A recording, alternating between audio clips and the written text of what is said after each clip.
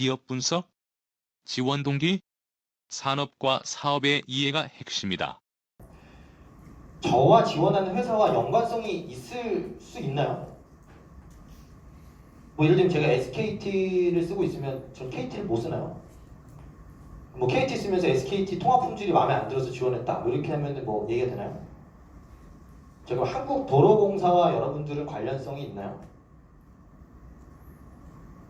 여러분들 현대제철, 포스코, 심지어 한국타이어. 우리 아버지가 뭐 예를 들면 10년 전에 자동차 타고 가실 때 타이어가 빠져서 큰 사고를 당할 뻔한 적이 있다? 아니 뭐 보험회사 쓸 거면 또 우리 뭐 아시는 뭐 친척분께서 뭐 큰 병에 걸리셨는데 그걸 통해서 경제적인 어려움을 이겨냈다? 자, 그런 거 아니면 못 쓰나요? 쓸 수 있습니다. 그리고 모든 기업이, 여러분 이렇게 생각하세요. 모든 기업이 나와 연관성이 있는 기업이라는 건 사실 존재하지 않아요. 그 여러분들이 한 학기에 좋은 회사만 써도 한 30개, 50개가 될 텐데 나와 다 연관성이 있느냐? 있을 가능성이 얼마나 될까요? 없어요, 사실. 한두 개 있을 수도 있어요. 진짜 뭐 어떤 스토리텔링으로 쓸 수 있는 게 있겠지만 그럼 나머지는 어떻게 쓰게요, 여러분? 근데 이렇게 얘기해요. 제가 이렇게 한번 표현해 볼게요. 아, 저는 이 회사, 이 산업이 이런 측면에서 너무 매력있다. 자, 그리고 뒤에 한마디만 붙이면 돼요. 그래서 일해보고 싶었다. 자, 지원 동기가 되나요? 지원 동기가 됩니다. 자, 그럼 내가 해야 되는 건 뭘까요? 이 산업과 이 회사의 매력을 찾는 거예요. 그게 내가 해야 될 일이에요. 그것만 찾으면 돼요. 그거 찾고 내가 찾은 회사와 관련된 팩트를 연결시켜주면 충분히 나의 주관을 상대방한테 전달할 수 있는 거죠. 오히려 면접에서 예를 들면 면접관님, 아니 우리 회사 오려고 언제부터 준비했어요?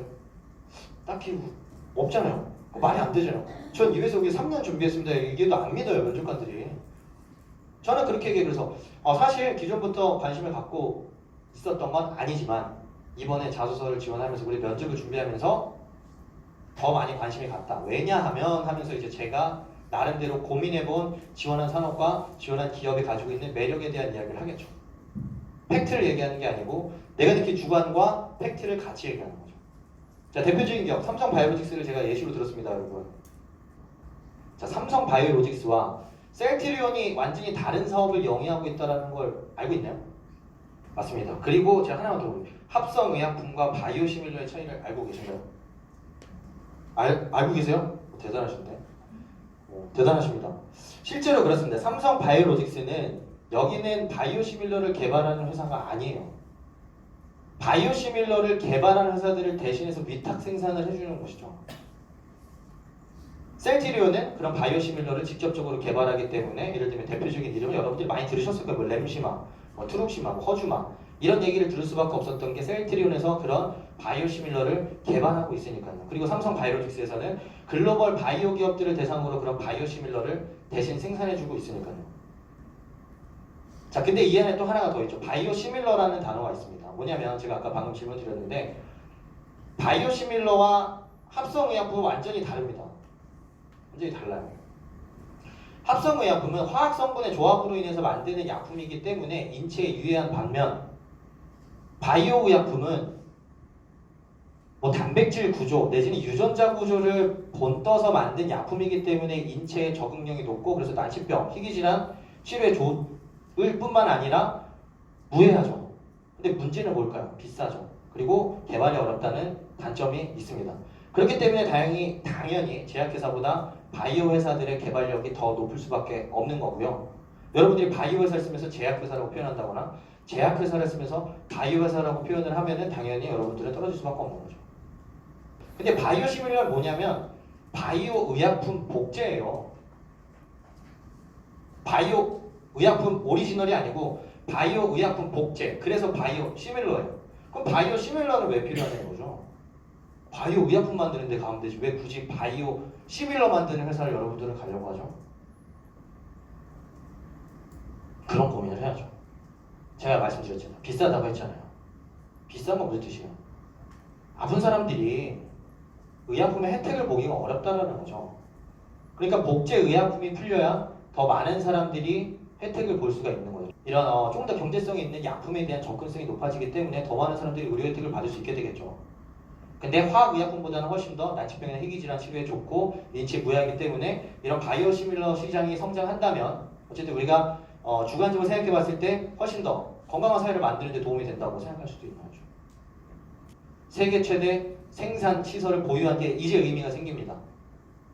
그렇기 때문에 세계 각국에서 글로벌 제약스들이 개발한 바이오시밀러를 엄청나게 만들어서 세계에 뿌려주기 때문에 더 많은 사람들이 의료 혜택을 정체성 있게 볼 수 있는 거죠. 벌써 끝났어요. 지원동이 끝난 거예요, 지금. 자, 지원동이 끝났습니다. 산업에 대한 정확한 이해, 그리고 그 이해를 바탕으로 여러분들이 주관을 드러내고 최대 생산 시설 보유, 그리고 어떤 반도체 클린룸 적용한 거, 이거 누구나 알고 있잖아. 근데 이게 왜 의미가 있냐? 글로벌 제약사들을 대상으로 영업을 하기 위해서는 세계 최고 수준의 기술력이 필요하니까요. 그런 면에서 의미가 있는 거죠. 세계 최고. 그리고 최고로 좋은 품질의 약품을 만들 수 있는 유일한 글로벌 CMO 기업이다 라고 한다면 이거 가지고 누가 뭐라고 할까요? 예를 들면 제가 삼성 바이오닉스를 1년 전부터 준비 안 했다고 뭐라고 할까요? 저보고? 뭐라고 안 합니다. 그래서 여러분들이 해야 되는 건 뭐냐면, 자, 사업에 대한 이해를 먼저 하는 거예요. 그래서 저는 사전 검색부터 해요. 바이오시밀러 검색하면 나와요, 여기.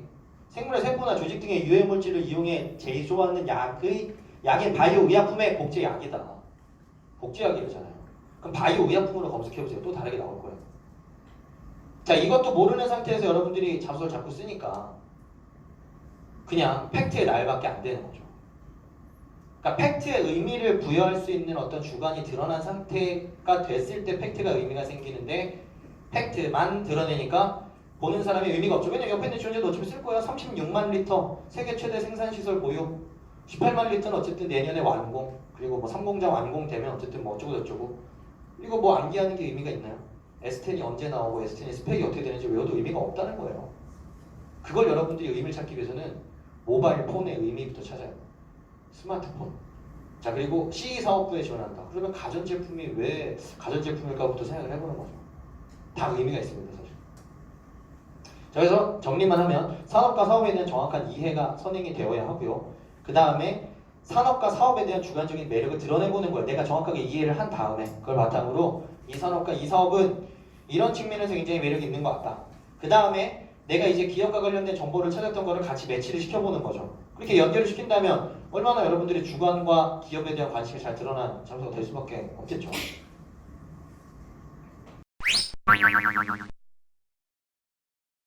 더 자세한 내용은 블로그 브런치 고고고고고